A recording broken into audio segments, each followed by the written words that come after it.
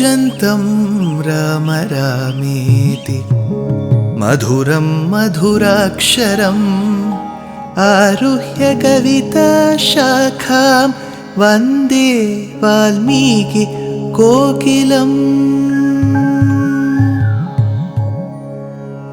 रामाय रामभद्राय रामचन्द्राय वेधसे रघुनाथाय नाथाय सीताया पतये नमः।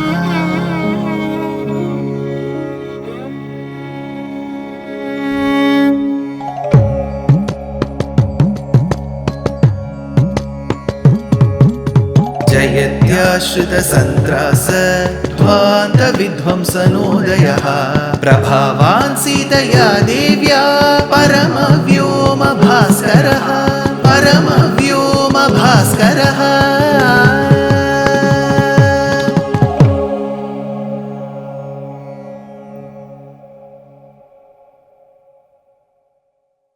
श्रीमते निगमान्त महादेशिकाय नमः।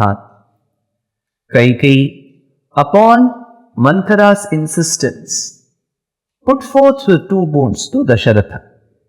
Dasharatha swooned, cried, requested, was angry, and finally agreed upon. He succumbed to Kaikeyi's pressure.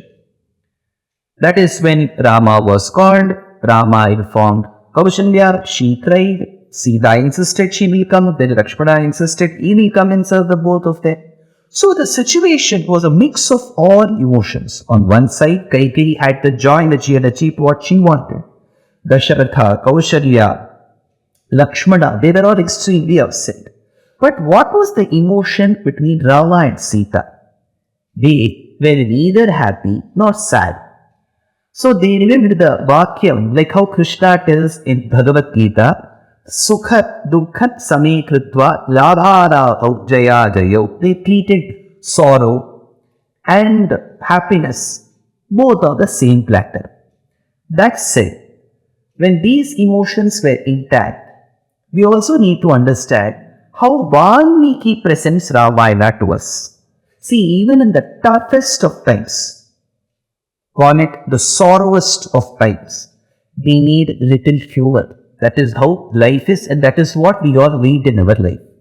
Even in such a scenario, Valmiki has beautifully woven a nice, humorous, a minimalistic, humorous episode in Ramayana.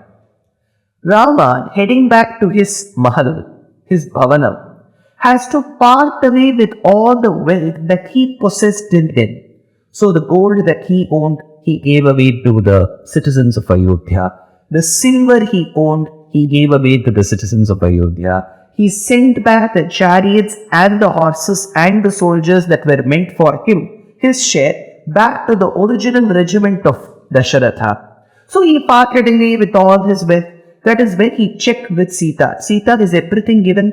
That is when she said, you have been concentrating on the front yard of our Mahal, Bhavana. There is a backyard too. Go and check that. While both of them checked, there were hundreds of cows that were present in the backyard. Now, Rama, cow is also one of the major forms of wealth. Remember, we celebrate cow, Gomata, as the very personification of Mahalakshmi. So, cows were present, which were a form of wealth. He had to give away those cows. Now, it is easier said than done. Why? Because we may all meet bhaktas who will want to support Gorakshana. But imagine in an apartment, a person is living in the 18th floor. How will he support a cow? First of all, how will a cow go to the 18th floor? Can the lifts accommodate the cow? So how should we do? What should we do? How will Rama manage? So he thought, let me give it to a Brahmana who is in need of such cows. Maybe that person can let the cows graze, then milk the cows, convert them into curd, extract the butter, make them into tea and sell. Let that person also have a comfortable living. So he called a Brahmana called Trijata, a very poor Brahmana, and then Brahmana's lifestyle had to rise, so he had lot of commitment. So Rama thought, let me help this person.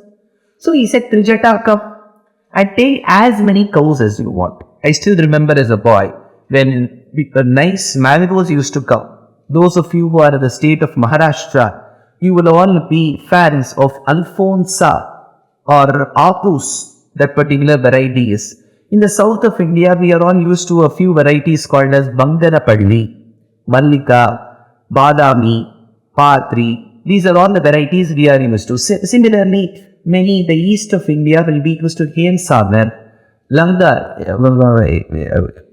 I don't know the exact varieties name in the north of India, but there are many such varieties in the north of India. So, whenever a person is owning such a mango farm, their house will be filled with mangoes. I still remember my school days when one of our family friends used to come and say, take as much as you want. What he meant was, I'm not going to count the number of mangoes you take. But the moment we see so many mangoes, I remember as a boy, I used to hold so many mangoes, and by the time I used to walk, 3-4 used to fall out. Similarly, Rama made a very generous, magnanimous attempt of telling Trijata, take as many cows as you want. This man should have understood the size of his house and taken one or two. You know what he said? Rama, I got a stick in my hand. I will throw this stick to a distance. Till that distance, wherever that stick goes and falls, till that distance, how many ever cows come, I will take those many cows. So he said so. Gabam sahasramapyekam nachamishalagitam vaya parikshipasidantena yavadavandavapsyase. He tied his loincloth well, he tied his dhoti well, he put his the upper cloth Angavastram as a crown at the top, took the stick like how one of the ballers will ball in the cricket game, he threw that stick. It went to a very large distance, so at least 400-500 cows would have come. Now Sita started giggling at this and wanted to hint at Rama. Look at this man's foolishness. He has thrown the stick there, 400-500 cows will come. His house can barely accommodate 1 or 2 cows. How is he going to manage? Rama said, let us not worry. It is his problem. Let him do. So these are all little places where we understand that Valmiki also weaves a little humor, even in such a grim situation. The situation is not great. Dasharatha will be dying in a few days from now. But then he does so. Now, Sumantra, who understands, the charioteer who brought Rama to the Bhavanam of Dasharatha, understands that there has been a change in the political decision. So he goes to the Anthapuram of Dasharatha and tells Kaikeyi, it is high time you think about this. This is a very bad boon that you have sought from Dasharatha. See, as a minister, he was not afraid of Kaikeyi's anger, wrath. He wanted to be a good minister. Being a good minister, the word good and minister, many of you will be wondering whether they go together. How can you be good and a minister too? But in those days, there were educated ministers. That is another oxymoron. If you are educated, can you be a minister? Are ministers educated? When in whichever humorous way we see, we hope that the political system will also gain quintessential knowledge and will be lesser corrupt and will work towards the welfare of the people. This is the general expectation of all the citizens, just not in India, across the world of all the political systems. Now, coming back to this point, here Sumantra tried to advise Kaikeyi that don't be like your mother.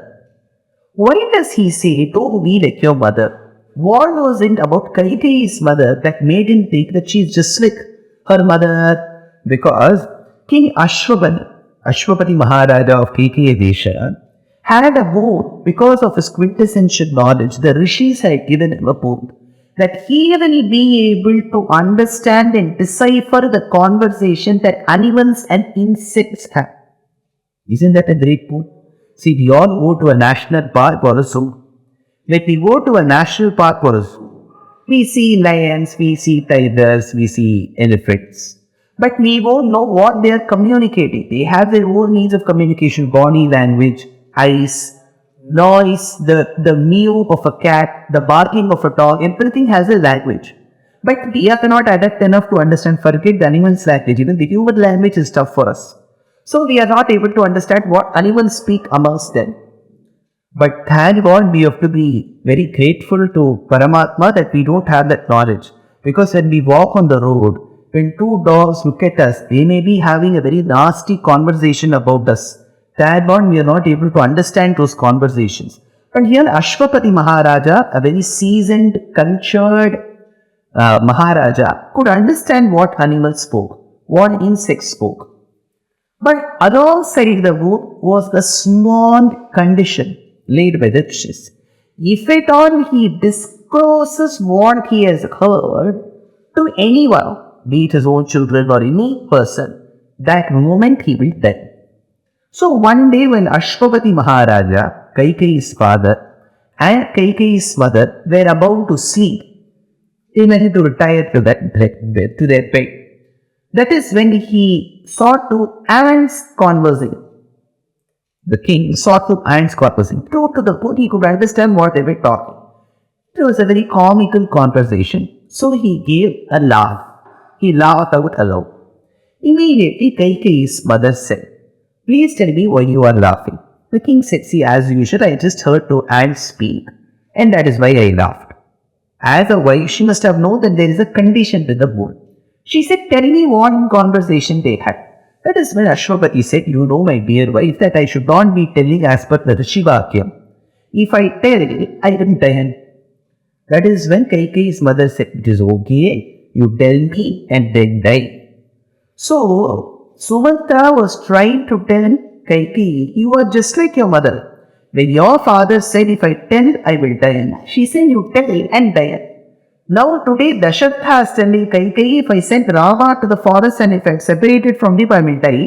You are saying, send him and then die. How different are you from your mother? Tarune Mataram Sadyo Vapishatina Samshaya Shamsami Jiva Alabadayat Madhvam Prahasishyasi. How different are you from your mother?